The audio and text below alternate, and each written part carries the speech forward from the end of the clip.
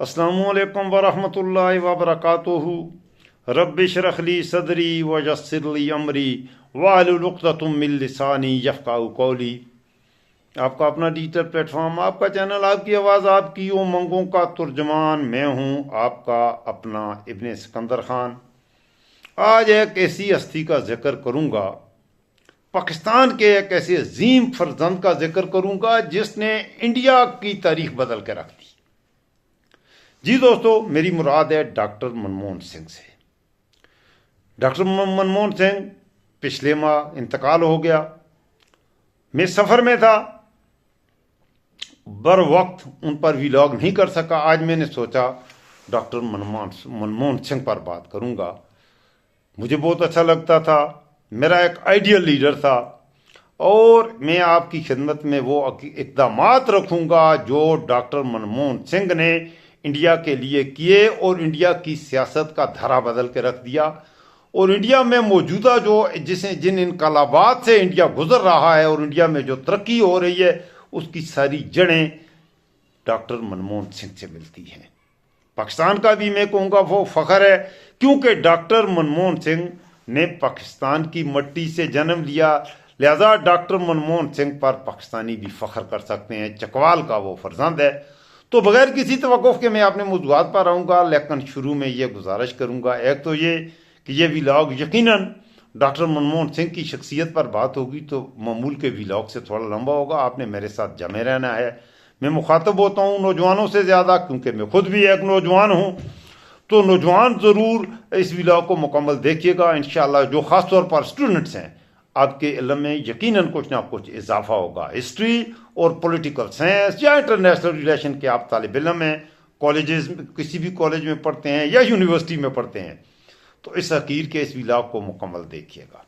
Channel کو subscribe کریں گے، میری حوصلہ افزائی بھی ہوگی۔ میں آپ کی آواز بنتا ہوں تو میری کوشش ہوتی ہے آپ تک سچ پہنچاؤں، تو اس لیے یہ بھی ریکویسٹ کروں گا چینل کو سب دوست فوراً سبسکرائب بھی کر دیں، لائک بھی کر دیں، شیئر بھی کر دیں، اور بیل آئیکن پریس کرنے سے آپ میرے آنے والے ویلاگز کے نوٹیفیکیشن اور میرے آنے والے لائیو سٹریم کے نوٹیفیکیشن بھی موصول کرتے رہیں گے۔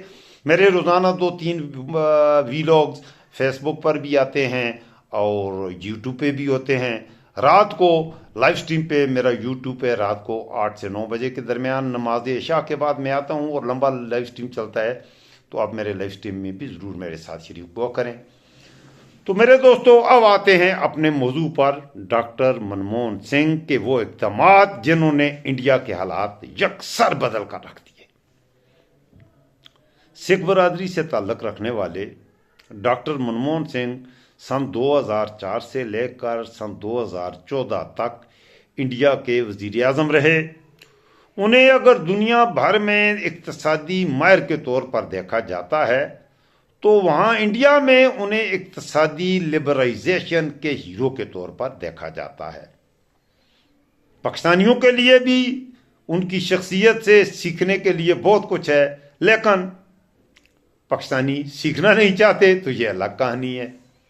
منموہن سنگھ کو سن 1991 میں اس وقت کے وزیر اعظم پی وی نرسمہا راؤ کی قیادت میں بننے والی کانگریس پارٹی کی حکومت میں وزیر خزانہ بنایا گیا تھا۔ سن 1999 اور سن 2004 میں انہوں نے لوک سبھا کے انتخابات میں بطور کانگریس امیدوار شرکت تو کی، لیکن انہیں انتخابات میں کامیابی نہ مل سکی اور وہ الیکشن ہار گئے۔ معذرت چاہوں گا۔ تاہم جب اکثریت حاصل کرنے والی کانگریس پارٹی کی رہنما سونیا گاندھی نے وزیر اعظم بننے کی دوڑ سے کنارہ کشی اختیار کر لی، وہ اٹالین ہیں اور انڈیا میں پارٹی کے جیتنے کے باوجود، پارٹی کی لیڈر ہونے کے باوجود، ان کے اٹالین ہونے کی وجہ سے لوگوں نے آوازیں اٹھائیں، تو سونیا گاندھی نے کنارہ کشی اختیار کی اور وہ منموہن سنگھ کو لا کر آئیں۔ تو یہ وزارت عظمیٰ کی ذمہ داری سونیا گاندھی، جو کہ ایک ویژنری لیڈر ہے، وہ بھی ایک بڑی لیڈر ہے، اس نے ڈاکٹر منموہن سنگھ کو وزارت عظمیٰ کی ذمہ داری سونپی۔ ان کے 10 سالہ دور اقتدار میں کئی ایسے بڑے فیصلے کیے گئے جو آنے والے زمانے میں انڈیا کے لیے، انڈین قوم کے لیے ایک سنگ میل ثابت ہوئے۔ ہم یہاں ان کے آج میں آپ کی خدمت میں جو رکھوں گا 7 ایسے کارناموں کا ذکر کروں گا جنہوں نے، میں نے آپ کو کہا، جنہوں نے انڈیا کو بدل کے رکھ دیا۔ میں ترتیب کے ساتھ بتاؤں گا۔ سب سے پہلا ان کا بڑا کارنامہ ہے معلومات تک لوگوں کی رسائی کا حق۔ یہ وہ چیز ہے جو پاکستان میں آپ کو نہیں ملے گی، اور یہی پاکستان کی تباہی کا سب سے بڑا سبب ہے۔ باقی یہاں پر اعداد و شمار کے جادوگر، پاکستان کے چوٹی کے یوٹیوبر جنہیں آپ دیکھتے ہیں، جن سے آپ انسپائر ہوتے ہیں، وہ طرح طرح کی باتیں کرتے ہیں، اور پاکستان کے یہ بیکی ہوئی ہے قوم جو حقائق کی طرف نہیں جاتی، جنہیں کڑوا سچ ہضم نہیں ہوتا، جو میٹھی میٹھی باتیں سن کے اور کیا کہتے ہیں سونے خواب سجا کے وہ شیخ چلی بن کے زندگی گزارنا چاہتے ہیں، ان کے کا میرے پاس کوئی علاج نہیں ہے۔ اگر آپ حقیقت کی دنیا میں رہنا چاہتے ہیں، ذرا اس ولاگ میں آگے میرے ساتھ چلتے رہیے گا۔ بات کر رہا ہوں ڈاکٹر منموہن سنگھ کی۔ سب سے بڑا کارنامہ میرے خیال میں ان کا یہ تھا کہ انڈیا میں قانونی طور پر عام لوگوں کی رسائی، معلومات تک رسائی تک کا حق دینا ہے۔ معلومات کا حق یعنی رائٹ ٹو انفارمیشن، اس کو انگریزی میں اس کا مخفف یا اس کی ایبریویشن ہے RTI۔ سابق وزیر اعظم ڈاکٹر منموہن سنگھ کے دور میں 12 اکتوبر سن 2005 کو یہ قانون ملک میں نافذ کیا گیا، اور اس قانون کے تحت انڈیا کے ہر شہری کو سرکاری اہلکاروں اور اسٹیبلشمنٹ اور اس کے اداروں سے معلومات حاصل کرنے کا حق ملا، بھلے وہ جوڈیشری ہے، بھلے وہ سول بیوروکریسی ہے۔ انڈیا کا ایک عام آدمی کسی بھی طرح کے اعداد و شماریات تک اپنی لوک سبھا کے حوالے سے، کسی سیاسی پارٹی کے حوالے سے، عدلیہ کے حوالے سے جو معلومات لینا چاہے اسے وہ معلومات دی جائیں گی۔ تمام اداروں کو پابند کیا گیا۔ یہاں پر آپ کو یہ حق نہیں حاصل۔ آپ سے میں بہت سے سوال ابھی کروں گا۔ آپ کو پتہ ہے مریم نواز کے پاس دولت کتنی ہے؟ آپ کو پتہ ہے آپ یہ معلومات کریں کہاں سے ملیں گی؟ کوئی آپ کو دے گا یہ معلومات؟ آپ کو پتہ ہے قاضی فائز عیسیٰ پاکستان سے کتنے ارب ڈالر لے کے لندن پہنچا ہے؟ کہیں سے کرو یہ معلومات۔ آپ کو پتہ ہے تمہارے عاصم منیر کے پاس اس کا باپ کتنا بڑا نواب کا بیٹا تھا، اور آج اس کے پاس کتنی دولت آئی، کہاں سے آئی؟ معلومات تک آپ کو رسائی ملتی ہے؟ نہیں ملتی۔ یہ سب سے بڑی ناکامی ہے پاکستان کی، لیکن انڈیا میں یہ وہ مرد مجاہد تھا۔ آخر میں منموہن سنگھ کی زندگی پر بعد میں کروں گا، پہلے ان کے کارناموں پر بات کر لوں اس کی۔ باقی آخر میں ان کی زندگی کے حوالے سے بھی کچھ نہ کچھ باتیں آپ کو ضرور بتاؤں گا۔ میرے ساتھ جمع رہنا ہے اور اس ولاگ کو ختم نہیں کرنا، مکمل دیکھنا ہے میرے دوستوں، میرے نوجوانوں۔ بہت خاص باتیں میں نے کرنی ہیں۔ تو میں بات کر رہا تھا رائٹ ٹو انفارمیشن RTI۔ یہ وہ قانون تھا جو 12 اکتوبر سن 2005 کو انڈیا میں نافذ کیا گیا۔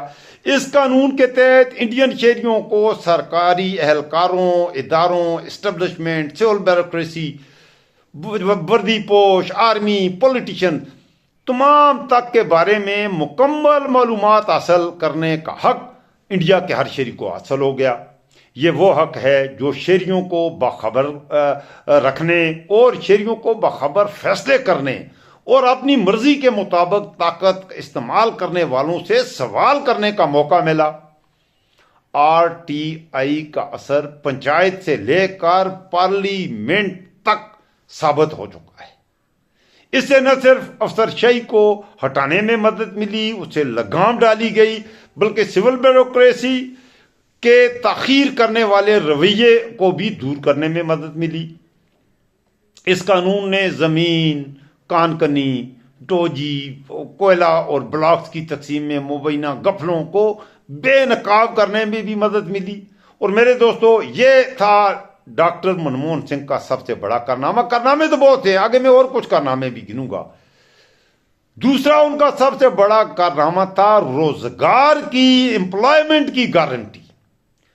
ڈاکٹر منموہن سنگھ ایک اکانومسٹ تھا، ایک ویژنری لیڈر تھا، خاموش طبع لیکن اپنے کام میں مگن رہنے والا۔ اس کا ایک ویژن تھا اور اس نے اس پہ عمل کیا۔ ایگریکلچرل ریفارمز لائیں، ان پہ بعد میں بات کروں گا۔ پہلے ذرا روزگار کی گارنٹی या surety of employment to all Indian citizen equal unmarried. Manmohan Singh की हुकूमत ने सन 2005 ही में, जब उसकी हुकूमत का पहला साल था, तो उसने national rural employment guarantee act, जिसको नरेगा कहा जाता था, तो ये नरेगा एक्ट मुतारफ करवाया, जिसे 2 फरवरी सन 2006 को नाफज किया गया। इस स्कीम के तहत देही इलाकों में रहने वाले हर खानदान को साल में कम अज कम 100 दिन की उजरत की जमानत दी गई। इससे न सिर्फ देही इलाकों में गुर्बत में कमी वाक़ हुई, बल्कि शहरों की तरफ देहातों से मुंतकिली का जो रुझान है उसमें भी कमी हुई, और कमी होने से फिर इंडिया में एग्रीकल्चर की डेवलपमेंट हुई। एग्रीकल्चरल प्रोडक्शन में बेतहाशा इजाफा हुआ।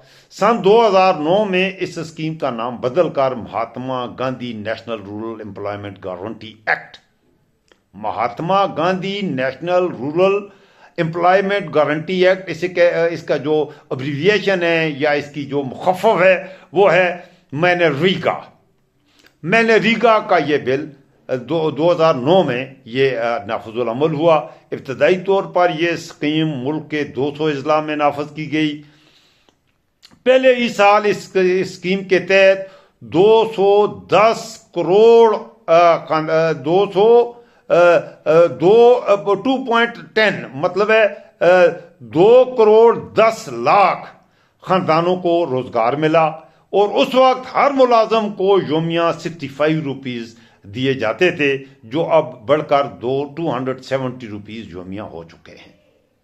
सन 2006-07 के लिए नरेगा का बजट 11,300 करोड़ रुपए था, जो सन 2023-24 में बढ़कर आज 86,000 करोड़ रुपए हो चुका है। इंडिया एक बड़ी इकॉनमी है, बड़ा मुल्क है। तीसरी बात जो उनका था, जो सबसे बड़ा काम मेरी नजर में है, वो था किसानों के कर्जों को माफ करना, और एग्रीकल्चर इंडिया में डैम ने बनाए, उनका आगाज किया, और किसानों के लिए बीज, उनको डेवलपमेंट के लिए पानी, उनकी जमीनों को सहूलियतें, खाद, कर्जे, ट्रैक्टर्स, टेक्नोलॉजी, एग्रीकल्चर में जो रिफॉर्म्स लाया, उसने इंडिया में सबसे बड़ा इनकलाब लाने वाले मनमोहन सिंह के एग्रीकल्चरल रिफॉर्म्स हैं। तो मेरे दोस्तों, सन 2008 में कांग्रेस की क़यादत वाली हुकूमत ने मुल्क भर के किसानों के कर्जे माफ कर दिए। इंडिया के एडिटर जनरल के मुताबिक कर्ज की माफी और कर्ज से निजात के पैकेज की तखमीना लागत 71,680 करोड़ रुपए थे। आज हम खर्च करते हैं, कल कमाते हैं।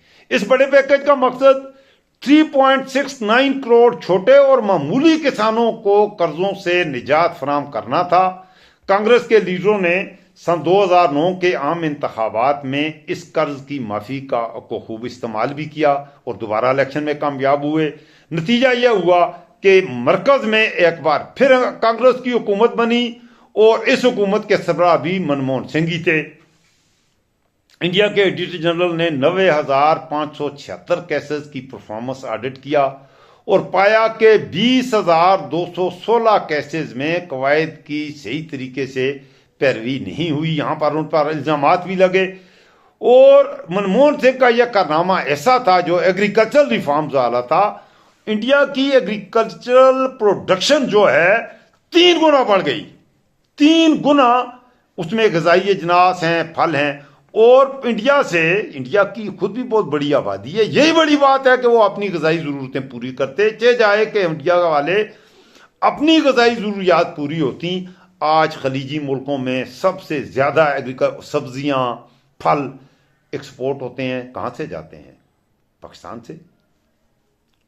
सबसे ज़्यादा इंडिया से जाते हैं, और एग्रीकल्चर ही वो चीज़ है। अच्छा, 200 डैम बनाए ताकि हर किसान को पानी मिले। इंडिया में किसानों को 200 डैम बनाए। यह होता है विजनरी लीडर। इसको कहते हैं लीडर जो कि इनकलाब लाते हैं। चौथा उसका सबसे जो बड़ा कारनामा है, अमेरिका के साथ एक जोरी मुआहदा, जो कि बाद में नरेंद्र मोदी उसका क्रेडिट लेता है। ऐसा नहीं है, क्रेडिट कोई ले कुछ भी करे, जो करता है करता वही है। नरेंद्र मोदी तो 2 टके का। ये इंडिया की बदकिस्मत है कि मनमोहन सिंह जैसे लीडर के बाद इंडिया पर हुक्मरान बनाया इंडिया वालों ने। اللہ اکبر کبیرہ. جیسے عمران خان کو پاکستانیوں نے نکال کے لیڈر بنایا ہے شہباز شریف, لیڈر بنائی ہے مریم شریف, لیڈر بنایا ہے بلاول بھٹو, بیڑا غرق نہیں ہوگا تو کیا ہوگا. بہرحال اس وقت میرا عمران خان یا مریم ان کا میں بعد میں کسی وقت آپریشن کر دوں گا, اس وقت ان کا آپریشن کا نہیں ہے. آگے بڑھتے ہیں, آج ذرا منموہن سنگھ کی باتیں کرتے ہیں. سن 2008 میں انڈیا اور امریکہ کے درمیان جوہری تعاون کا معاہدہ ہوا تھا, اور اس معاہدے کے بعد اس کے دونوں ممالک کے درمیان تعلقات نے ایک تاریخی موڑ لیا. پہلے انڈیا کا جھکاؤ بالکل مکمل رشیا کی طرف تھا. انڈیا کا وہ ایک بہت بڑا ٹرن آیا اس کی فارن پالیسی میں, اور انڈیا کا جھکاؤ امریکہ کی طرف مڑتا ہوا, اور یہ منموہن سنگھ تھا. ایک تاریخی اس نے معاہدہ کیا, اور اس معاہدے کے تحت ملکی توانائی کی ضروریات کو پورا کرنے کے لیے جوہری ٹیکنالوجی اور ایندھن حاصل کرنے کا راستہ کھل گیا. نیوکلیئر ڈیل کے تحت نیوکلیئر سپلائر گروپ NSG نے انڈیا کو خصوصی چھوٹیں بھی دیں. اس استناک کے بعد اور اسی استناک کی مدد سے انڈیا نے فرانس, روس, کینیڈا, جاپان اور کوریا سمیت 1 درجن سے زائد ممالک کے ساتھ پرامن استعمال کے لیے ایٹمی اور جوہری معاہدے بھی کیے. تاہم اس معاہدے نے منموہن سنگھ حکومت کے لیے ایک بڑا بحران بھی پیدا کیا, کیونکہ بائیں بازو کی جماعتوں نے اس معاہدے پر سخت اعتراضات کیے. حالانکہ اس نے اتنا اچھا کام کیا تو ہوتے ہیں اچھے کام کرنے کی, جیسے عمران خان پر الزام لگایا, یونیورسٹی بنائی, تو یونیورسٹی بنانے پر القادر ٹرسٹ, آج اس کا فیصلہ آنا تھا, آج ایک بار پھر فیصلہ, اس نیکسٹ ولاگ میں اس پہ بات ضرور کروں گا. اس وقت منموہن سنگھ پہ بات کر لوں. القادر ٹرسٹ یونیورسٹی بنائی, کوئی اس کا بینیفیشری نہ عمران ہے نہ اس کی بیگم ہے, الٹا عمران خان پر 190 ملین کا کیش ڈال کے. کل ہمارے جادوگر کہہ رہے تھے, ہمارے بغیرت کچھ لیڈر کہہ رہے تھے کہ عمران خان کو سزائیں لیڈر دے رہے ہیں. عدالت تو سزا بعد میں سنائی گی, سکرپٹڈ فیصلہ عدالت کے پاس پہنچ چکا ہے کہ اوپر سے جو عاصم منیر آرڈر دے گا اس پہ عمل ہو جائے گا. وہ تو بات ہے بعد کی. خواجہ آصف کہہ رہا ہے 10 سال قید, طلال چودھری کہہ رہا ہے اتنے سال قید, اور ایک ایسا کیس ایک یونیورسٹی بنی, اس کا 1 ٹکے کا کوئی یہ ثبوت نہیں ہے. اچھا ملک ریاض جس نے وہ پیسہ, اچھا وہ پیسہ پاکستان کی سپریم کورٹ کے اکاؤنٹ میں آ گیا, آج بھی اس میں ہے. عمران خان یا اس کی بیوی کوئی بینیفش نہیں رہی تھی, وہ تو کیا تھی, چیریٹی کی مد سے اس کا اسے اعزازی ایک عہدہ, کبھی اس نے 1 ٹکے کا اس سے کوئی فائدہ اس نے نہیں اٹھایا, مالی فائدہ نہیں اٹھایا. اس کیس میں پہلے عمران خان پر جو بیہودہ گھٹیا کیسز, وہ میں کسی اور وقت اس پر بات کروں گا. ہر کیس میں اسے بری کر دیا گیا, ہر کیس میں اسے ضمانت مل چکی, پھر عمران خان آج قید کیوں ہے؟ سوال تو بنتا ہے. یہ سوال اپنے ذہن سے پوچھیے گا اور اس کا جواب بھی تلاش کرنے کی کوشش کیجیے گا. یہی تماشا انڈیا میں انٹرنیشنل بیوروکریسی اور انڈیا کے اندر کے جو کرپٹ مافیاز ہیں, انہوں نے منموہن سنگھ جیسے لیڈر کے ساتھ یہ سلوک کیا, اور اتنا بڑا کام کرنے پر منموہن سنگھ کی چہ جائے کہ تعریفیں ہوتی. بی جے پی, شیو سینا اور اسی طرح کی RSS کی جو مینٹلٹی ہیں, ان بغیرتوں نے منموہن سنگھ پر اعتراضات اٹھائے, اور یہ میڈیا کا استعمال کریں آپ منفی کر کے, جیسے آج کل پاکستان میں ہو رہا ہے. کسی کو عزت کو تار کر دیں آپ. جو بغیرت ہیں, جو حقیقت میں گھٹیا غلیظ ترین لوگ ہیں, وہ باعزت بن جاتے ہیں. جو ملک کے وفادار ہیں, جو ملک کے لیے کام کرنے والے لوگ ہیں, ان کی زندگیوں کو برباد کر کے رکھ دیا جاتا ہے. ہمارے ملک میں تو ایسی تباہی ہے جس کی دنیا میں نظیر نہیں ملتی. اس مشکل وقت میں منموہن سنگھ حکومت, صدر APJ عبدالکلام کی حمایت اور سماج وادی پارٹی کے تعاون سے اعتماد کا ووٹ حاصل کرنے میں پھر بھی کامیاب رہی. محکمہ جوہری توانائی کے مطابق سن 2022 میں 22 نیوکلیئر پاور ری ایکٹرز کی مدد سے ملک میں نصب جوہری توانائی کی صلاحیت 6780 میگا واٹ تک پہنچ گئی تھی. اور یہ سارا کچھ کرنے والا منموہن سنگھ تھا, جس کے اس کام پر اعتراض اٹھایا گیا. جیسے عمران خان نے بلینٹری کیا تو انہوں نے مذاق اڑایا.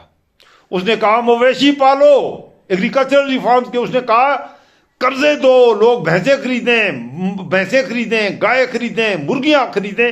انہوں نے کہا عمران خان مرغیوں سے ملک کو ترقی دے گا. ملک ترقی مرغیوں سے ہی کرتا ہے. ان بغیرتوں کا کوئی ویژن ہی نہیں ہے۔ اچھا، کیا مریم انڈے دے گی؟ اس ملک میں جو لوگ انڈے کھاتے ہیں مریم انڈا نکالے گی اپنے اندر سے تو وہ کھاؤ گے؟ کیا بلو رانی انڈا دے گی؟ محکمہ جوہری توانائی کے مطابق میں نے آپ کی خدمت میں عرض کیا 2022 میں 22 نیوکلیئر پاور ری ایکٹرز کی مدد سے انڈیا میں نصب جوہری توانائی کی صلاحیت 6700، یہ پاکستان کی کل صرف ہونے والی بجلی سے زیادہ بجلی ہے جو کہ منموہن سنگھ نے آپ کو بنا کے دی۔ انڈین حکومت کا کہنا ہے کہ وہ سن 2029 تک اس صلاحیت کو اب مزید بڑھائے گی اور 13,000 میگا واٹ تک یہ صلاحیت بڑھ جائے گی۔ اب اس کا ایک اور بڑا کارنامہ، 5واں بڑا کارنامہ تھا عالمی جو اقتصاد بازاری سے انڈیا کو بچایا۔ یہ وہ دور تھا، عالمی طور پر بہت سے بحران اس زمانے میں آئے جب منموہن سنگھ کا دور حکومت تھا۔ ان میں سن 2008 میں پوری دنیا میں ایک معاشی تباہی آئی اور دنیا کے ہر کونے سے اسٹاک مارکیٹوں کے گرنے کی خبر آ رہی تھی۔ ایسے حالات میں انڈیا میں بھی صورتحال کچھ مختلف نہیں تھی، کچھ خرابیاں ضرور آئیں۔ سرمایہ کاروں کا روزانہ لاکھوں اور کروڑوں کا نقصان ہو رہا تھا اور یہ عالمی اقتصاد بازاری کا ایسا دور تھا جس کے اثرات دنیا میں ہر جگہ محسوس کیے جا رہے تھے اور انڈیا بھی اس سے اپنے آپ کو بچا نہیں سکتا تھا۔ جب ایسا لگ رہا تھا کہ انڈین معیشت بالکل تباہ ہو جائے گی تو منموہن سنگھ ہی وہ شخص تھا، منموہن سنگھ کی حکومت کی دانش مندی نے حالات کو تباہ و برباد نہیں ہونے دیا اور یہ سلسلہ کچھ اس طرح چل نکلا کہ انڈیا اس معاشی اقتصاد بازاری میں پھنسنے سے بچ گیا، بالکل جیسے عمران خان نے کورونا کے دنوں پاکستان کو بچایا۔ مر گئے، کیا کہتے ہیں، مفاجات کا کیا کہیں آدمی۔ اقتصادی ماہرین کے مطابق سن 2008 میں معاشی اقتصاد بازاری کے دوران حکومت نے زیادہ پیسہ خرچ کیا جس کی وجہ سے مالیاتی خسارہ، یہ بات کہ نریندر مودی کی میں بات کر رہا ہوں۔ ماہرین کا خیال ہے کہ جب کوئی معاشی بحران آتا ہے تو ہر ملک میں حکومت اپنے اخراجات بڑھانے کی کوشش کرتی ہے کیونکہ اس وقت بے روزگاری اور سرمایہ کاری کا مسئلہ ہوتا ہے، اور ایسے وقت میں منموہن حکومت نے پیٹرول کی قیمتوں میں اضافہ کر کے ریونیو بڑھانے کا کام کیا جس سے حکومت کو اپنے اخراجات پورے کرنے میں مدد ملی، لیکن عوام میں اس کا منفی تاثر گیا اور انہوں نے کیپٹلائز کیا اس کو منفی پروپیگنڈا کر کے۔ پاکستان میں جیسے پیٹرول کی پرائسز، پاکستان میں تو خیر جھوٹ کی انتہا ہے کہ مریم نواز اور شہباز شریف کہتے ہیں مہنگائی کم کر دی ہے۔ آپ اندازہ لگائے کہ وہ کہہ رہے ہیں مہنگائی اب کم ہو گئی، پاکستان میں اب مہنگائی نہیں رہی۔ اب مجھے آپ بتاؤ مہنگائی ہے یا نہیں ہے؟ اور جو مہنگائی ہوتی ہے اس سے آیا عام آدمی کے لیے اس حکومت کا کوئی ایسا کام ہے کہ جو اس ملک کے پستے ہوئے غریب طبقے کے لیے، مزدور کے لیے، کسان کے لیے کچھ ہوا ہے؟ اچھا، اس وقت منموہن حکومت نے جو پیٹرول کی پرائسز میں کچھ اضافہ کیا تو وہ بھی اس کے لیے وبال جان بنا، اور اس کے ساتھ ساتھ ان کی پالیسیوں کی وجہ سے انڈیا کی معیشت تو مستحکم رہی اور عالمی اقتصاد بازاری کے انڈیا پر جو اثر پڑا وہ بھی محدود ہوا، لیکن منموہن سنگھ کے حوالے سے اپوزیشن نے اس کو غلط استعمال کیا۔ اور اگلی اس کی چھٹا جو سب سے بڑا کارنامہ تھا، تعلیمی اصلاحات، تعلیم کا حق اور تعلیمی اصلاحات۔ سن 2010 میں منموہن سنگھ کی حکومت نے ملک میں تعلیم کے حق کو نافذ کیا اور اس کے تحت 6 سے 14 سال تک کے تمام بچوں کے لیے تعلیم کی مفت فراہمی کو آئینی حق بنا دیا گیا، اور اس قانون میں تعلیم کے معیار، سماجی ذمہ داری، پرائیویٹ سکولوں میں ریزرویشن اور بیوروکریسی سے آزاد سکولوں میں بچوں کے داخلے کی دفعات بھی شامل کی گئیں۔ اس قانون کے مطابق اگر کسی بچے کو تعلیم کا موقع نہیں ملتا تو اسے یقینی بنایا جائے، حکومت کی ذمہ داری ہے، اور اس کے تحت والدین اپنے بچے کی مفت تعلیم کے لیے عدالت سے بھی رجوع کر سکتے ہیں۔ اس قانون کو نافذ کرنے کے بعد منموہن سنگھ نے کہا تھا کہ بچے ہمارے ملک کا فیوچر ہیں اور وہی خوشحال اور مضبوط انڈیا کے ضامن ہیں۔ انہوں نے کہا تھا کہ حکومت نے اپنا وعدہ پورا کر کے دکھا دیا ہے، ہم بچوں کے مستقبل کی کتنی اہمیت دیتے ہیں، آنے والا وقت اس کا فیصلہ کرے گا۔ اور اپنی مثال دیتے ہوئے ڈاکٹر منموہن سنگھ نے کہا تھا کہ میں جو کچھ بھی ہوں تعلیم کی وجہ سے ہوں۔ آگے میں ان کی تعلیم کے حوالے سے بات کرتا ہوں آخر میں۔ मनमोहन सिंह ने कहा, मैं चाहता हूं कि तालीम की रोशनी इंडिया के हर मोहल्ले, हर शहर, हर गली, हर देहात तक, हर बच्चे तक पहुंचे। सातवां उसका बड़ा कारनामा था खाने का। इंडिया में गुर्बत है, आप भी जानते हैं, मैं भी जानता हूं, शायद पाकिस्तान से भी ज्यादा है। ऐसे गुर्बत के हालात में सन 2013 में मनमोहन सिंह की हुकूमत ने मुल्क के गरीब लोगों के लिए ग़िज़ाई तहफ़्फ़ुज़ को यकीनी बनाने के लिए कौमी फूड सिक्योरिटी एक्ट नाफज किया। गो के उस पर उतना फायदे तो हासिल नहीं हो सकते। 5 किलो चावल या 5 किलो गंदम या 5 किलो दाल दे देने से किसी घर की जिंदगी में उतना बड़ा इनकलाब नहीं आता, उनका फूड की क्वालिटी बेहतर नहीं हो जाती, लेकिन कुछ किया तो सही। सन 2009 के आम इंतखाबात के मंशूर में कांग्रेस ने आम लोगों को ग़िज़ाई तहफ़्फ़ुज़ का हक देने का वादा भी किया था। नेशनल फूड सिक्योरिटी एक्ट मुल्क के 81.35 करोड़ आबादी का अहाता करता है। इस कानून के मुताबिक हर शख्स को हर माह 5 किलो राशन मिलना था और मिला भी।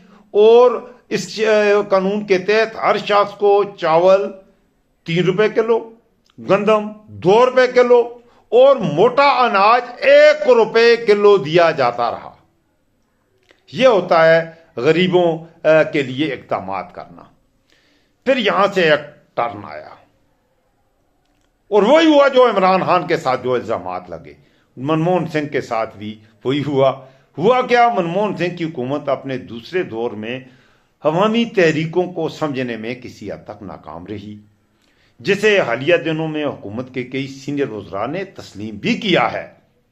सन 2010-11 में दिल्ली और मुल्क के कई हिस्सों में बदनवानी के खिलाफ मुजाहरे हुए और उस वक्त मनमोहन हुकूमत अवाम के गुस्से को नहीं समझ सकी।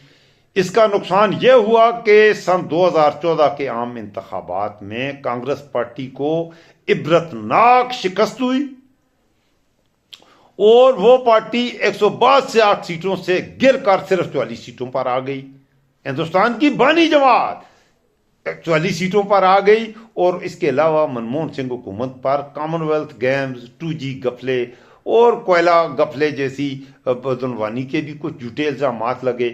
तो ये थी मनमोहन सिंह साहब की जो चीज़ मैं आपकी खिदमत में रख रहा था मेरे दोस्तों, मनमोहन सिंह के बड़े बड़े कारनामे वो मैंने आपकी खिदमत में रखे। और मनमोहन सिंह मेरे ख्याल में, ये मेरी ज़ाती राय है और मैं एक पाकिस्तानी मैं कहता हूँ कि मनमोहन सिंह वो हस्ती है, मनमोहन सिंह वो शख्सियत है जिस पर इंडिया वाले तो फ़ख्र उन्हें करना ही चाहिए। मैं इंडिया वालों से मुखातब हूँ और मैं पाकिस्तानियों से भी मुखातब हूँ।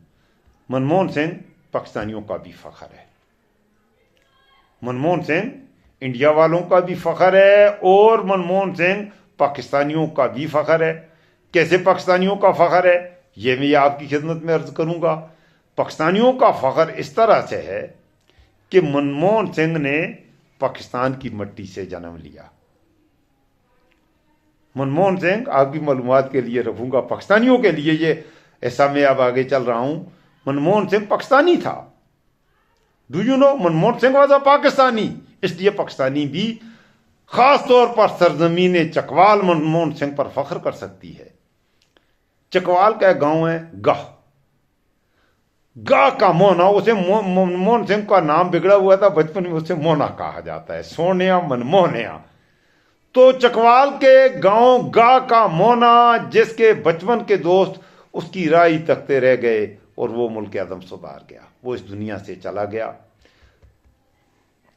गा का मोना ना रहे, बड़ के दरख्त के नीचे गुल्ली डंडा, कंचे और कबड्डी खेलते उसका बचपन गुजरा। उसके दोस्त उसे इसी मोना के नाम से आज भी याद करते हैं। कुछ ही दोस्त वहां पर जिंदा हैं।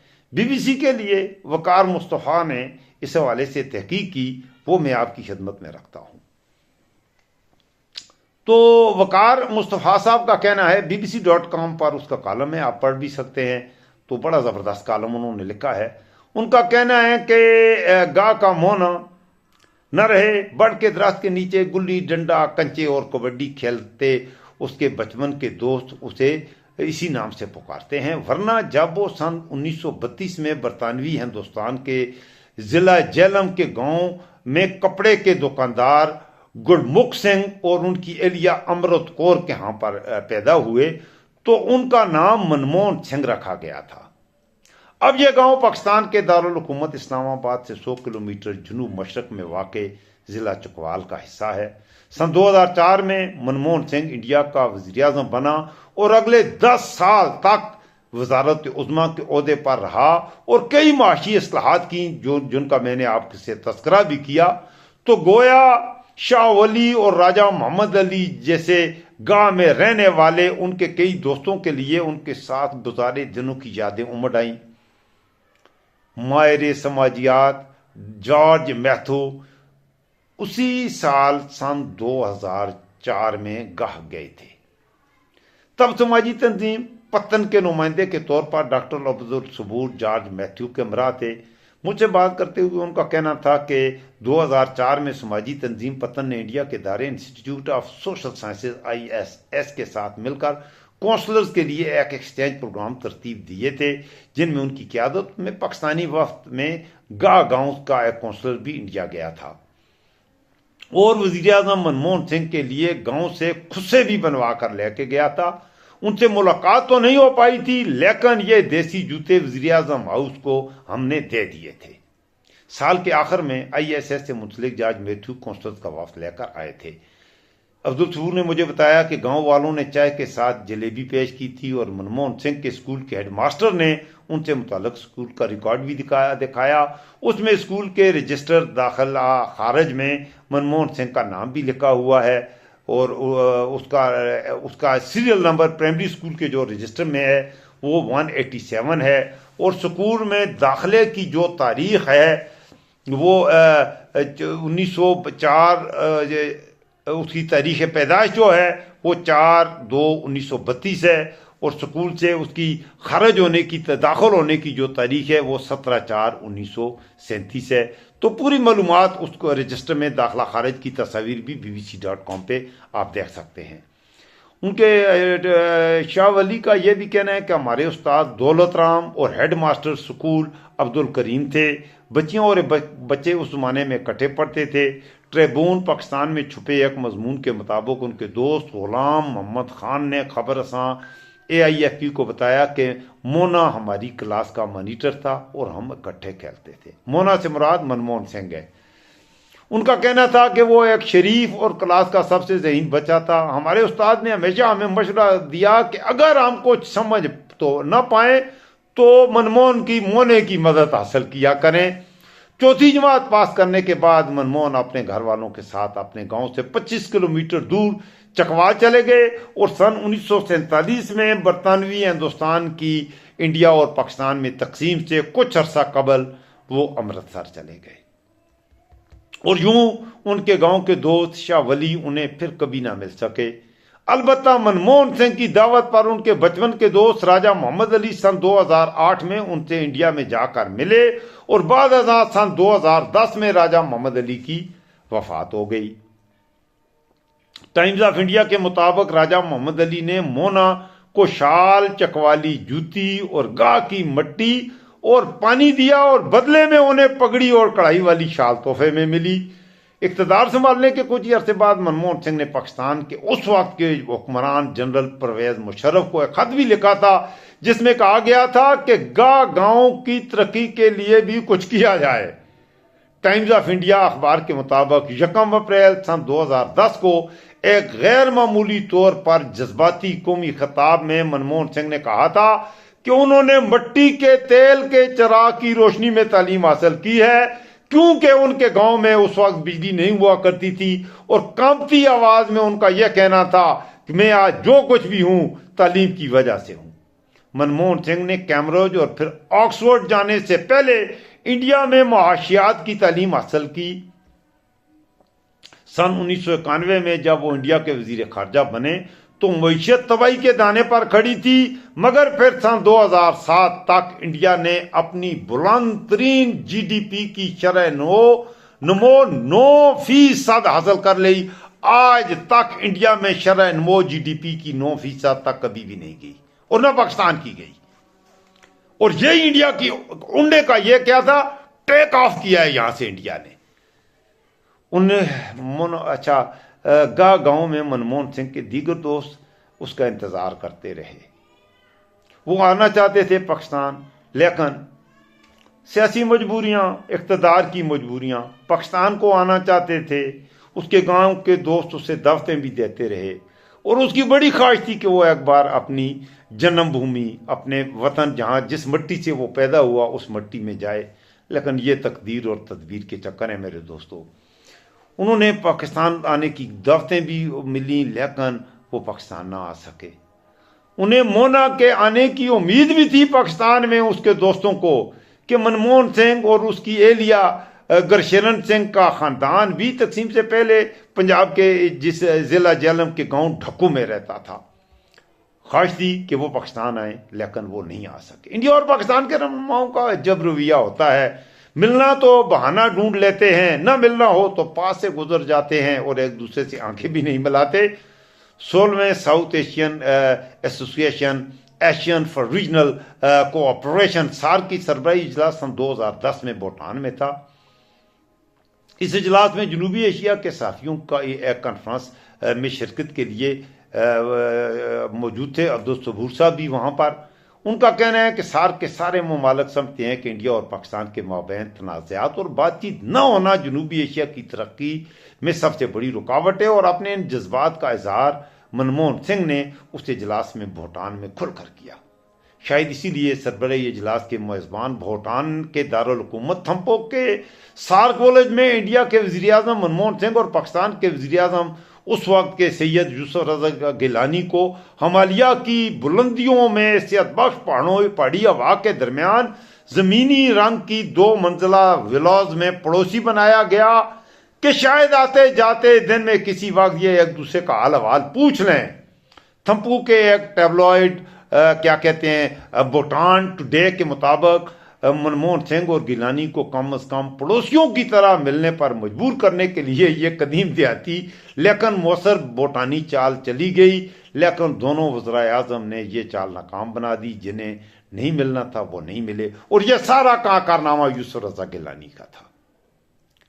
آج جو باتیں کرتے ہیں پیپل، سب سے بڑی بےغیرت جماعت پاکستان کی، منموہن سنگھ کو اسے ملنا چاہیے تھا، نہیں ملا. یہاں تک کہ سارک ممالک کے سربراہان کو ایک روز اصرار کرنا پڑا کہ ڈھلتے سورج میں وہ دونوں ایک جانب کو تھوڑی سی دیر ٹہل لیں. اور پھر سارک پریس ریلیز کے مطابق وفود کے قائدین کے اصرار پر پاکستان اور انڈیا کے وزرائے اعظم نے سارک ویلج میں ایک ساتھ چہل قدمی کی اور تبادلہ خیال کیا. سارک ویلج میں اپنے لیے ولا میں واپس آنے سے پہلے وہ کچھ دیر کے لیے ٹہلتے رہے. ایک تصویر آئی جس میں وہ دونوں قریب قریب بیٹھے ہوئے ہیں، یوسف رضا گیلانی اور منموہن سنگھ. بہرحال اللہ اکبر، زمین کھا گئی انسان کیسے کیسے، اور بدلتا ہے رنگ آسماں کیسے کیسے.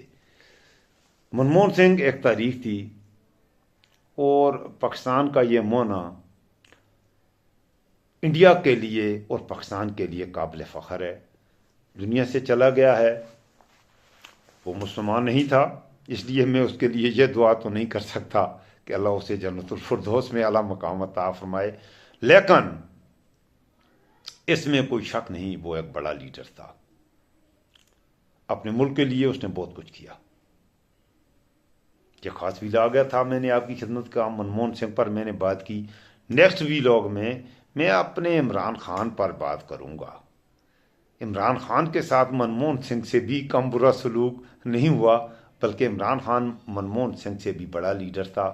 لیکن پاکستان میں اس کے ساتھ کیا ہو رہا ہے، اس پر میں ذرا کھل کے بات کروں گا. ابن اسکندر خان، آپ کی آواز بنتا ہے، میں آپ کو اپنی ہر دعا میں یاد رکھتا ہوں. آپ بھی مجھے اپنی دعا میں یاد رکھ لیا کریں. اور سب دوستوں سے آخر میں یہ گزارش کروں گا، میں آپ کی آواز بنتا ہوں، میں کوشش کرتا ہوں کہ آپ تک حقائق پہنچاؤں، سچ پہنچاؤں.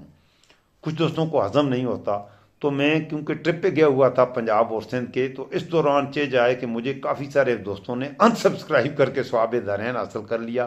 تو آپ سے میں گزارش کروں گا، جو دوست میرے ساتھ، خاص طور پر نوجوانوں اور اسٹوڈنٹ سے میں گزارش کروں گا یہ آپ کا اپنا ڈیجیٹل پلیٹ فارم ہے، میں آپ کی آواز بنتا ہوں، تو ضرور چینل کو سبسکرائب کریں، لائک کریں اور شیئر بھی کریں۔ فیس بک پر بھی آپ مجھے فالو کر سکتے ہیں، میں اپنے ویلاگ فیس بک پر بھی اپلوڈ کرتا ہوں، اور لائیو سٹریم میں بھی آپ نماز عشاء کے بعد پاکستانی ٹائم کے مطابق تقریباً رات 8 بجے، اور زیادہ میرے ویورز جیسے یو ایس اے میں، کینیڈا میں، انگلینڈ میں ان کا تھینکفل بھی ہوں۔ الحمدللہ بہت تھوڑی مدت میں 15,000 سبسکرائبر ہو چکے ہیں، 20 لاکھ کے قریب تقریباً اب ویورز بھی آ چکے ہیں۔ تو یہ آپ کا چینل ہے، اس کو آگے لے کے جانے میں آپ میرے ساتھ ہوں گے تو انشاءاللہ آواز حق کو، آواز سچ کو پھیلانا یہ بھی ایک بہت بڑا کام ہوتا ہے۔ تو آواز حق کو اور سچ کی اس آواز کو پھیلانے میں آپ میرے ساتھ، میرے ہم سفر بن جائیے، میں آپ کا تھینکفل رہوں گا۔ آپ کو مجھے اپنی دعاؤں میں ضرور یاد رکھیے گا، جہاں بھی رہیں خوش رہیں، آباد رہیں، اللہ آپ کا محفوظ و نگہباں ہو۔ السلام علیکم ورحمۃ اللہ وبرکاتہ۔